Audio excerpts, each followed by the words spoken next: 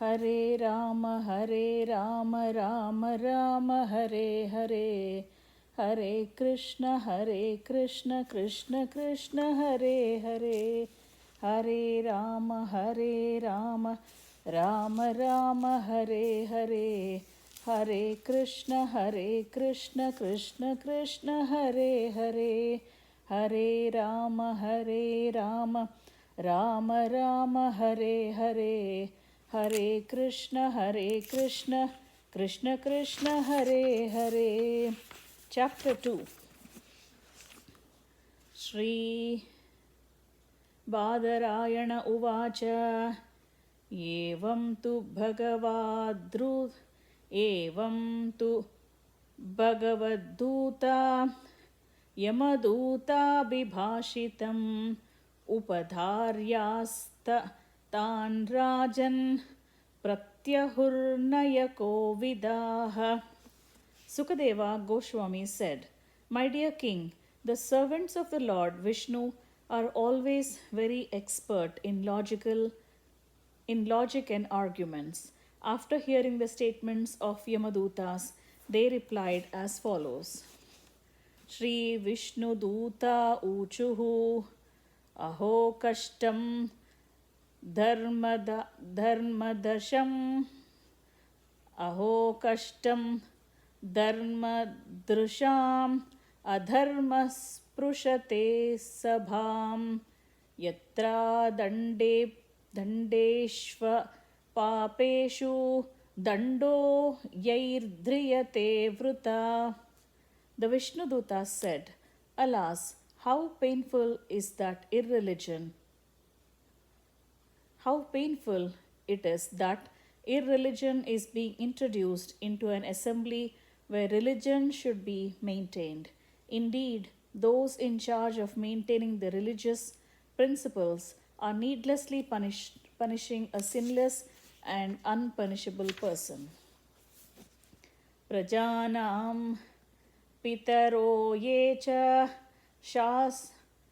Shastara Sadavasamaha Yadistasteshu Vaishabhyam Kamyanti Sharanam Prajaha.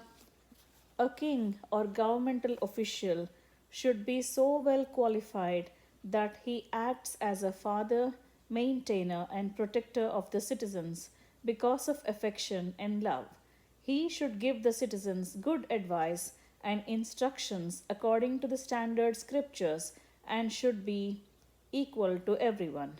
Yamaraja does this, for he is the supreme master of justice, and so do those who follow in his footsteps. However, if such persons become polluted and exhibit partiality by punishing an innocent, blameless person, where will the citizens go to take shelter for their maintenance and security? Yadyadacharati shreyan iti itarastattadihrute sayat pramanam kurute lokastadanuvartate. The mass of the people follow the example of a leader in a society and imitate his behavior. They accept as evidence whatever the leader accepts. Yasyange Shira Adhaya Lokaswapiti Nirvrutaha Swayam Dharmamadharmam Va Nahi Vedayata Pashuhu Sakatam Nyarpitatmanam Krutamaitramacchetanam Visrambhaniyo Bhutanam Sagruno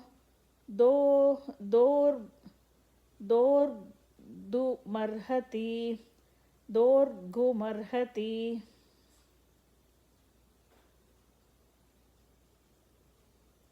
People in general are not very advanced in knowledge by which to discriminate between religion and irreligion. The innocent, unenlightened citizens is like an ignorant animal sleeping in peace with his head on the lap of its master, faithfully believing in the master's protection. If a leader is actually kind hearted and deserves to be the object of the living entity's faith, how can he punish or kill a foolish person who has fully surrendered in good faith and friendship? Ayam hi क्रतु निर्वेशो जन्मकोट्यं ह मा जन्मकोट्यं ह सामपि यद्व्याजहारविवशो नाम स्वस्त्ययनं हरेः. Ajamila has already atoned for all his sinful actions. Indeed, he has atoned not only for sins performed in one life, but for those performed in millions of lives. For in a helpless condition, he chanted the holy name of Narayana. Even though he did not chant purely, he chanted without offense, and therefore he is now pure and eligible for liberation. ये तैनैव ह्यगोनोऽस्य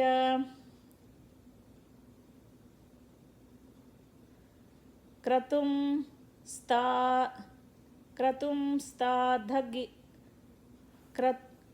कृतं स्ताधगनिष्कृतं यदा नारायणायेति जगारचतुरश्ररम्.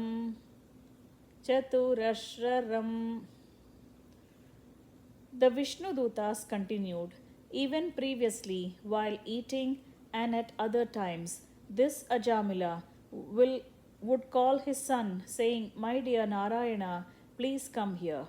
Although calling the name of his son, he nevertheless uttered the 4 syllables Narayana. Simply by chanting the name of Narayana in this way, he sufficiently atoned for the sinful reactions of millions of lives.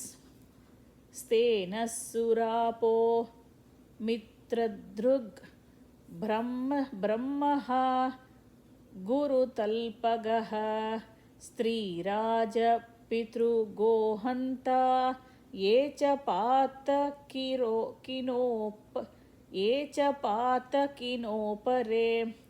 सर्वेषामप्यगवताम् idameva sunishkrutam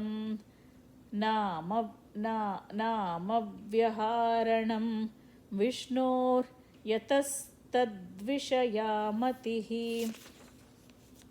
The chanting of the holy name of Lord Vishnu is the best process of atonement for a thief of God or other valuables, for a drunkard, for one who betrays a friend or a relative, for one who kills a brahmana, and for one who indulges in sex with the wife of his guru or another superior. It is also the best method of atonement for one who murders women, the king or his father, for one who slaughters cows, and for all other sinful men. Simply by chanting the holy name of Lord Vishnu, such sinful persons may attract the attention of the Supreme Lord, who therefore considers, because this man has chanted my holy name, my duty is to give him protection. Narayana. Savishkrutairuditai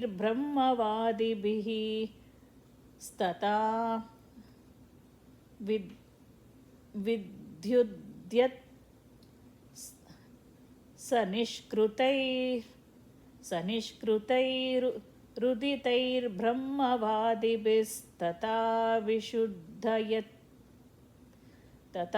vishuddhayatyagavan vratadibihi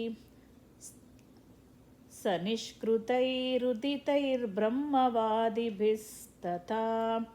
vishuddhayatyagavan vratadibihi यथा हरेर्नाम पदैरुदाहृतैस् तदुत्तमश्लोक गुणोपलम्भकम्. By following the Vedic ritualistic ceremonies or undergoing atonement, sinful men do not become as purified as by chanting once the holy name of Lord Hari. Although ritualistic atonement may free one from sinful reactions, it does not awaken devotional service, unlike the chanting of the Lord's names, which reminds one of the Lord's fame, qualities, attributes, pastimes, and paraphernalia. नैकान्तिकं तदि नैकान्तिकं तद्धिकृतेऽपि निष्कृते मनः पुनर्धावति चेदसत्परे तत्कर्म निर्हारमभीप्सतां हरेर्गुणानुवादः खलु सत्त्वभावनः. The ritualistic ceremonies of atonement recommended in the religious scriptures are insufficient to cleanse the heart absolutely, because after atonement one's mind again runs towards material activities. Consequently, for one who wants liberation from the fruitive reactions of material activities, the chanting of Hare Krishna mantra or glorification of the name, fame, and pastimes of the Lord is recommended as the most perfect process of atonement, because such chanting eradicates the dirt from one's heart completely. Atainam मापनयत कृताशेषघनिष्कृतं यदसौ भगवन्नाम म्रियमाणः समग्रहीत्. At the time of death, this Ajamila helplessly and very loudly chanted the holy name of Lord Narayana. That chanting alone has already freed him from the reactions of all sinful life.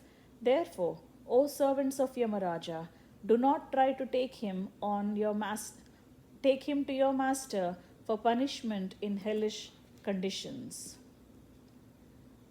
Sankyetam पारहास्यं वा स्तेभं हेलनमेव वा वैकुण्ठनाम ग्रहणम् अशेषागहरं विदुः. One who chants the holy name of the Lord is immediately freed from the reactions of unlimited sins, even if he chants indirectly to indicate something else, jokingly, for musical entertainment, or even neglectfully. This is accepted by all learned scholars of the scriptures. Patitaskalito bhagnah sandashtastapta ahatah harirityavasho naha pumanarhati yatanah.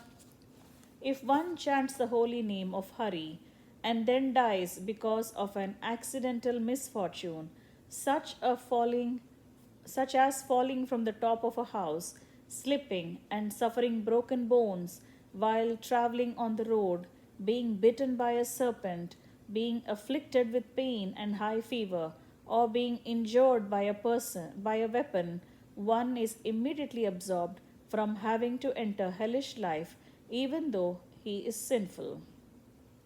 Gurunam cha laghunam cha guruni cha laguni cha prayaschittani papanam hatvoktani maharshibhihi.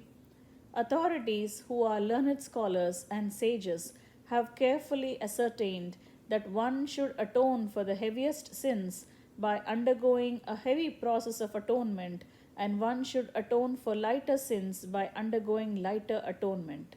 Chanting the Hare Krishna mantra, however, vanquishes all the effects of sinful activities, regardless of whether they are heavy or light. Hare Krishna. ते स्तान्य ते स्तान्यघानि पूयन्ते तपोदानव्रतादिभिः नाधर्मजं तद्हृदयं तदपीशाङ्घ्रिसेवया. Although one may neutralize the reactions of sinful life through austerity, charity, vows, and other such methods, these pious activities cannot uproot the material desires in one's heart. However, if one serves the lotus feet of the personality of Godhead, he is immediately freed from all such contaminations. आज्ञानाद्धतवा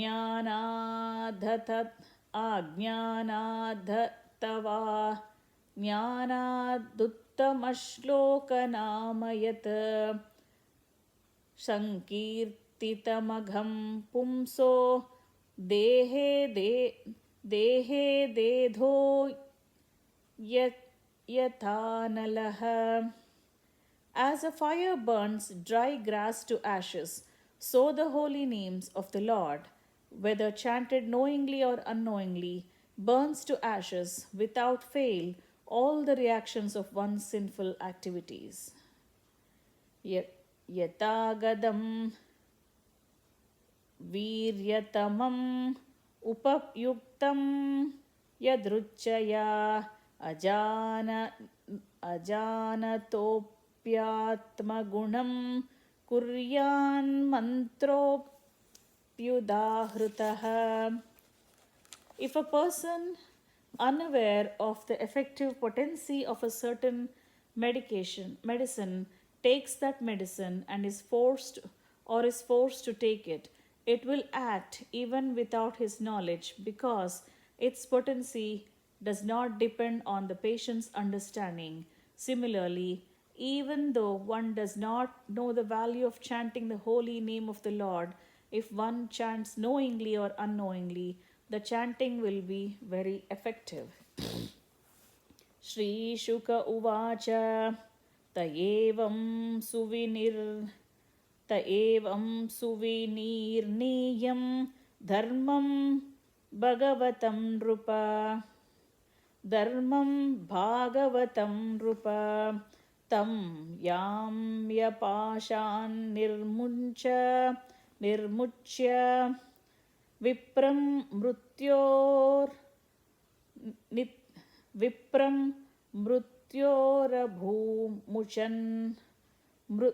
Vipram mrutyoramurmuchan.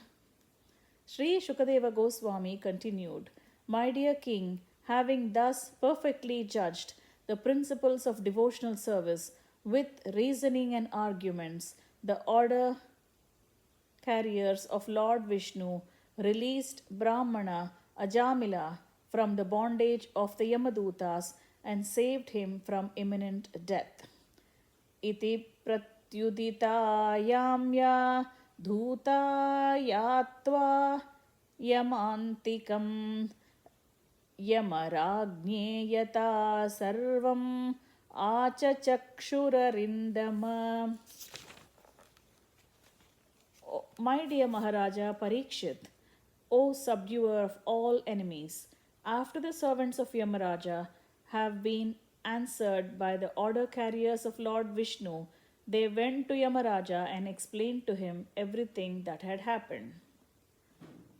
Dvijah Pashadvinirmukto Gatabhif Prakrutim Gataha Vavande Shirasa Vishnoho Kinkaran Darshanotsavaha.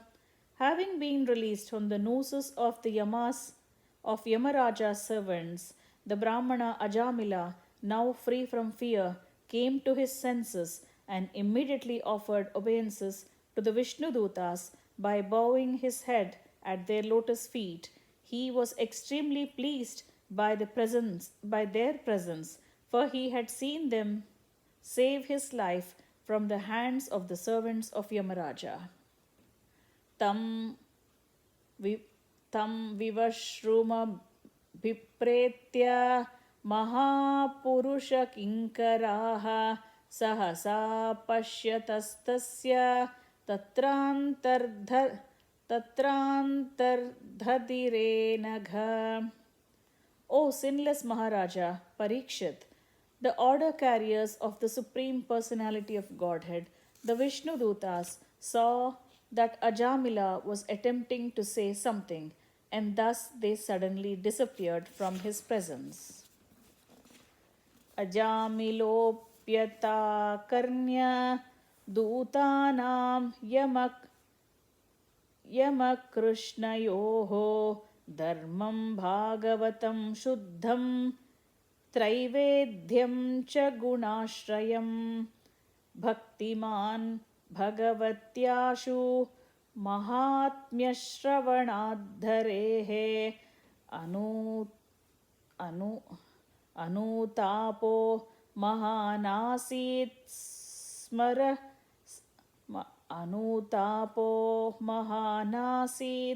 स्मरतो शुभमात्मनः. After hearing the discourses between the Yamadutas and the Vishnudutas, Ajamila could understand the religious principles that act under the three modes of material nature. These principles are mentioned in the three Vedas. He could also understand the transcendental religious principles which are above the modes of the material nature and which concern the relationship between the living being and the Supreme Personality of Godhead. Furthermore, Ajamila heard glorifications of the name, fame, qualities, and pastimes of the Supreme Personality of Godhead. He thus became a perfectly pure devotee. He could then remember his past sinful activities, which he greatly regretted having performed. Aho me paramam kashtam abhuda vijitatmanah yena viplavitam brahma vrushalyam jayatatmana. Ajamila said, Alas, being a servant of my senses, how degraded I became. I fell down from my position as a duly qualified Brahmana and begot children in the womb of a prostitute. Digbhyam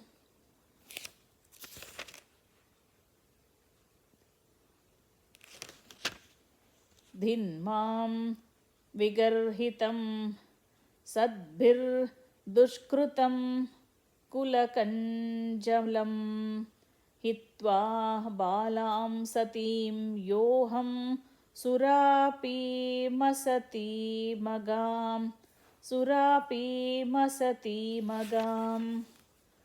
Alas, all condemnation upon me. I acted so sinfully that I degraded my family tradition.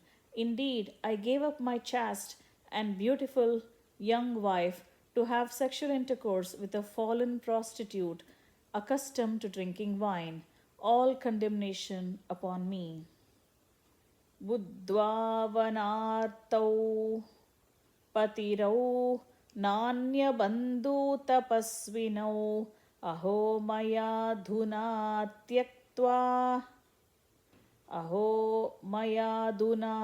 tyakta vakrutagnena nichavat.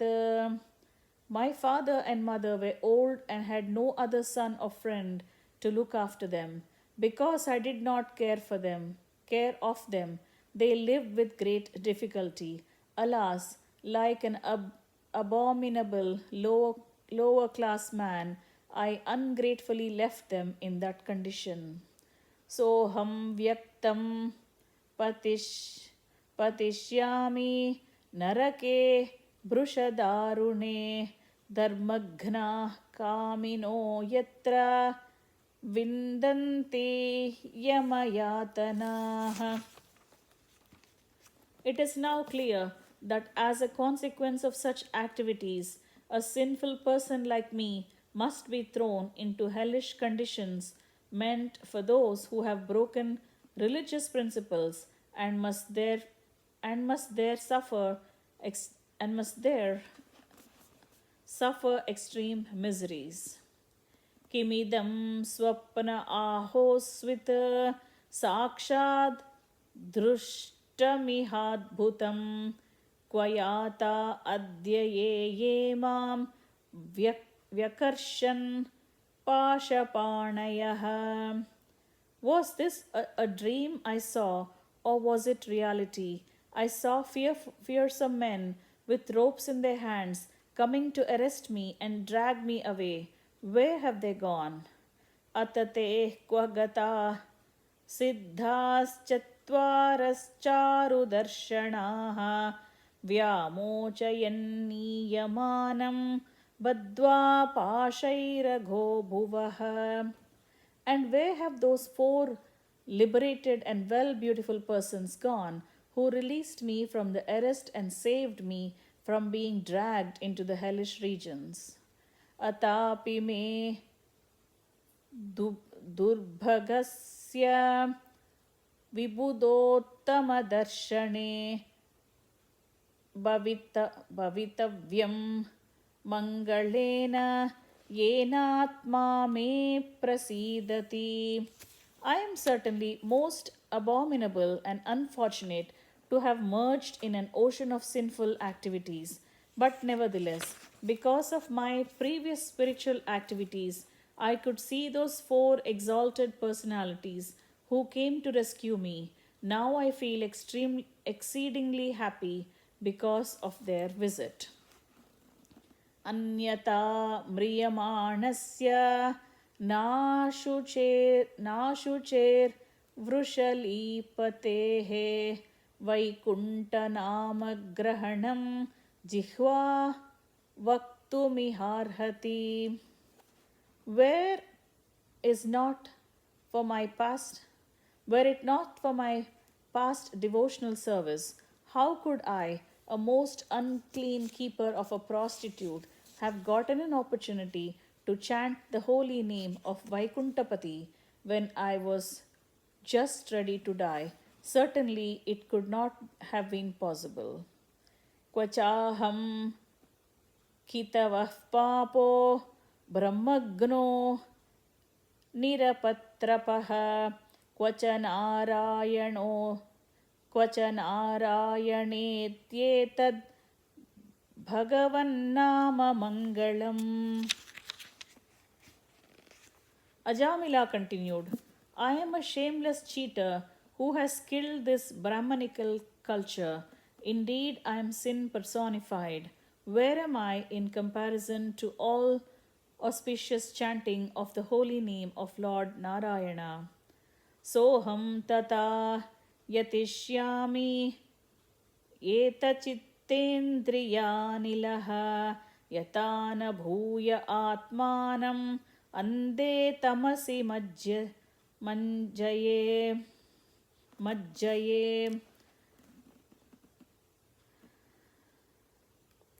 I am such a sinful person, but since I have now gotten this opportunity, I must completely control my mind, life, and senses, and always engage in devotional service, so that I may not fall again into the deep darkness and ignorance of material life. Vimuchya tamastamimam bandham avidya kama karmajam sarvabhuta suhruchanto maitra karuna atmavan mochaye grastamatmanam yoshin madhyatmamayaya vikrido tataiva vikridito yayaivaham krida mruga ivadhamaha. Because of identifying oneself with the body, one is subjected to desires of sense gratification, and thus one engages in many different types of pious and impious action. This is what constitutes material bondage. Now I shall disentangle myself from my material bondage, which has been caused by the Supreme Personality of Godhead's illusionary energy in the form of a woman. Being a most fallen soul, I was victimized by illusionary energy and have become like a dancing dog led around by a woman's hand. Now I shall give up all lusty desires and free myself from the illusion. I shall become a merciful, well wishing friend to all living entities and always absorb myself in Krishna consciousness. Mamahimya ममाहमिति देहादौ हित्वा मिथ्यार्थधीर्मतिं धास्ये मनो भगवती शुद्धं तत्कीर्तनामि शुद्धं तत्कीर्तनाधिभिः. Simply because I chanted the holy name of the Lord in the association of devotees, my heart is now becoming purified. Therefore, I shall not fall victim again to the false lures of material sense gratification. Now that I have become fixed in the absolute truth, henceforth I shall not identify myself with a body. I shall give up false conceptions of I and mine and fix my mind on the lotus feet of Krishna. Iti jatu सुनिर्वेदः क्षणसङ्गेन साधुषु गङ्गाद्वारमुपेयाय मुक्तसर्वानुबन्धनः. Because of a moment's association with devotees like Vishnudutas, Ajamila detached himself from the material conception of life with determination. Thus, freed from all material attraction, he immediately started for Haridwar. Satasmin deva sadana asino yogamastitah pratyahatendriya gramo yuyojamana atmani. In Haridwar, Ajamila took shelter at a Vishnu temple where he executed the process of bhakti yoga. He controlled his senses and fully applied his mind in the service of the Lord. Tato gunebhya atmanam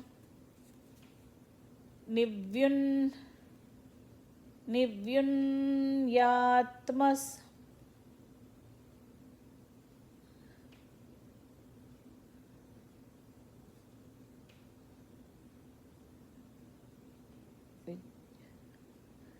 ततो गुणेभ्य आत्मानं विद्युञ्ज्यात्मसमाधिना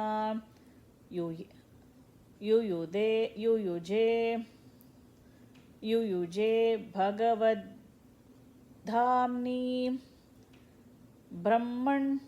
ब्रह्मण्यनुभवात्मनि. Ajamila fully engaged in devotional service. Thus he detached his mind from the process of sense gratification and became fully absorbed in thinking of the form of the Lord.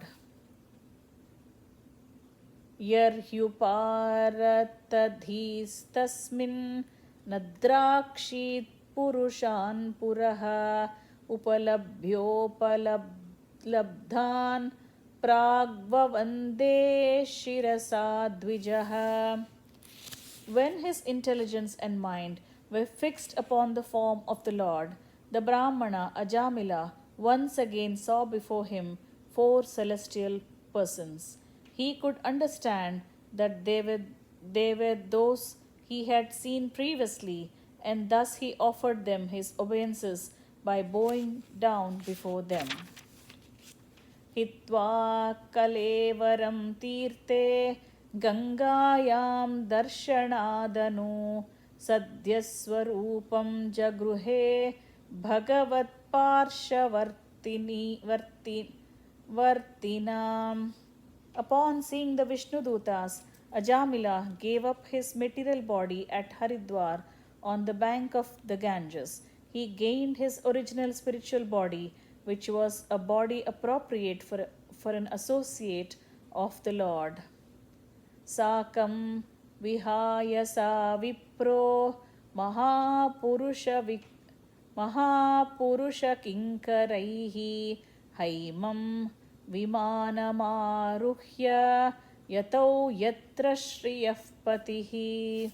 Accompanied by the order carriers of Lord Vishnu, Ajamila boarded an airplane made of gold. Passing through the airways, he went directly to the abode of Lord Vishnu, the husband of the goddess of fortune. एवं स विप्लावित सर्वधर्मा दास्याः पतितो गर्ह्यकर्मणा निपात्यमानो निरये हतव्रतः सद्यो विमुक्तो भगवन्नाम गृह्णन्. Ajamila was a Brahmana who because of bad association had given up all Brahmanical culture and religious principles. Becoming most fallen, he stole, drank, and performed other abominable acts. He even kept a prostitute. Thus, he was destined to be carried away to hell by the order carriers of Yamaraja, but he was immediately rescued simply by the glimpse of chanting of the holy name Narayana. Natah param karma nibadda kruntanam mumukshatam तीर्थपदानुकीर्तनात् न यत् पुनः कर्मसु सज्जते मतो रजस्तमोभ्यां कलिलं ततोऽन्यथा. Therefore, one who desires freedom from material bondage should adopt the process of chanting and glorifying the name, fame, form, and pastimes of the Supreme Personality of Godhead, at whose feet all the holy places stand.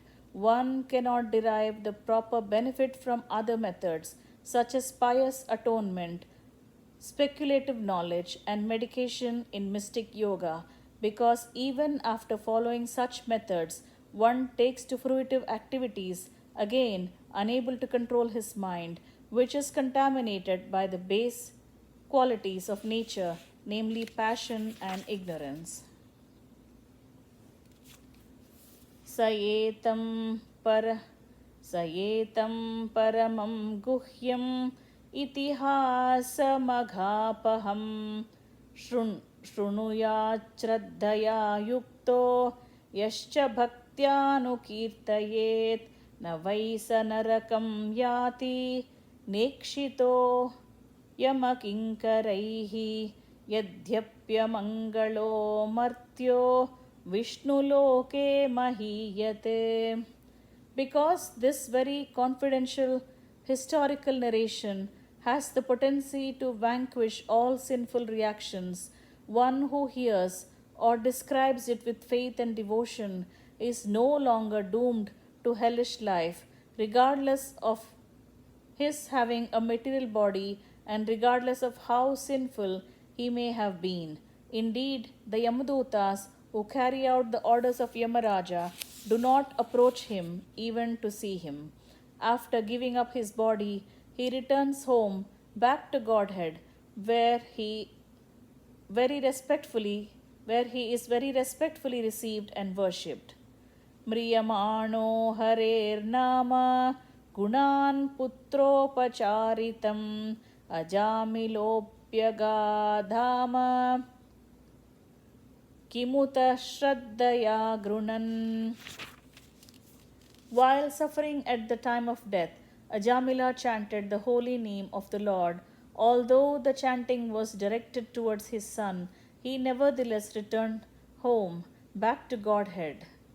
Therefore, if one faithfully and inoffensively chants the holy name of the Lord, where is the doubt that he will return to Godhead?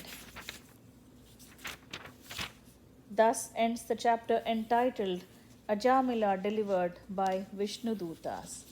Hare Rama, Rama Rama, Hare Hare, Hare Krishna, Krishna Krishna, Hare Hare, Hare Rama, Rama Rama, Hare Hare, Hare Krishna, Krishna Krishna, Hare Hare, Hare Rama, Rama Rama, Hare Hare, Hare Krishna, Krishna Krishna, Hare Hare, Hare Rama, Rama Rama, Hare Hare, Hare Krishna, Krishna Krishna, Hare Hare, Hare Rama, Rama Rama, Hare Hare, Hare Krishna, Krishna Krishna, Hare Hare, Hare Rama, Rama Rama, Hare Hare, Hare Krishna, Krishna Krishna,